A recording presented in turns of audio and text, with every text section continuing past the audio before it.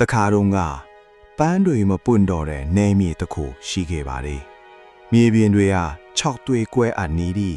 တချင်ကအယောင်အသွေးစုံလင်လှပခဲ့တဲ့ပန်းတွေကလည်းအကုန်လုံးနွမ်းလျပြီးငိမ့်သက်သွားခဲ့ပါတယ်အဲ့ဒီနေမြေကိုကေတင်ဖို့လူမာလို့ခေါ်တဲ့ပိုစွန်းမလေးတယောက်ဟာ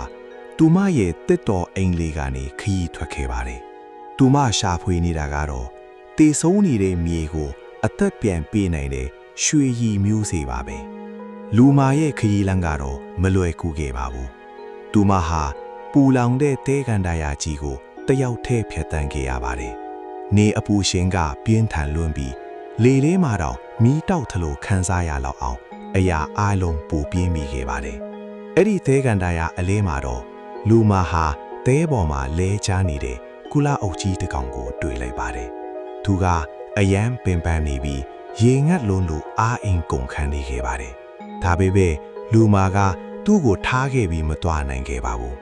သူမကကုလအုပ်ကြီးရဲ့ခေါင်းပေါ်ကိုတက်သွားပြီးတရွက်ပူလင်းလေးတွေမှာတဲလာတဲ့ပန်းရည်ဆက်လေးတွေကိုဖြည်းဖြည်းချင်းတိုက်ကြွေခဲ့ပါတယ်ခဏအကြာမှာတော့ကုလအုပ်ကြီးကတဖြည်းဖြည်းမတ်တက်ရက်လာခဲ့ပါတယ်သူ့မျက်လုံးတွေထဲမှာဂျေဇုတင်မှုအပြည့်နဲ့လူမာကိုတိတ်တိတ်စိတ်ကြည်နေခဲ့ပါတယ်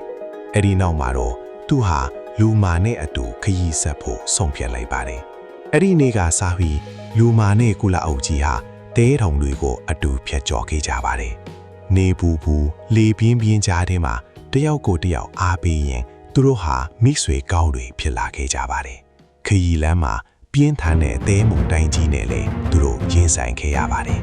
တဲမုန်တွေဟာမျက်စိမခွင့်နိုင်လောက်အောင်လေထဲမှာလှူရှားကတိုက်ခတ်နေခဲ့ပေမယ့်သူတို့နှစ်ယောက်လုံးကအတူတူမလျှော့ပဲရှေ့ဆက်ခဲ့ကြပါတယ်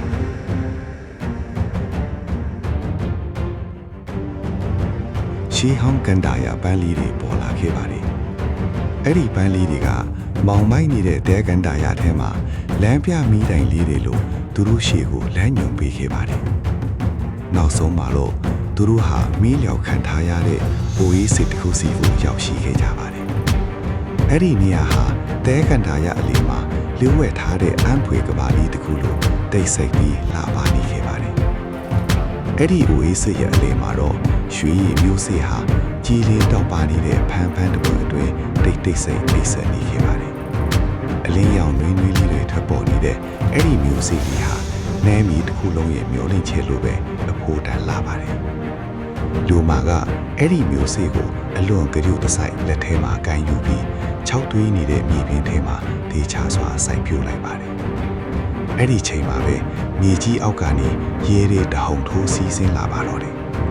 ခြောက်သွေးကွဲနေတဲ့မြေပြင်ဟာတဖြည်းဖြည်းဆူပြေလာပြီးရေစီးချောင်းတွေကတဲကန်ဒါယာတစ်ချောင်းဖြန့်ကျက်စီးဆင်းသွားခဲ့ပါတယ်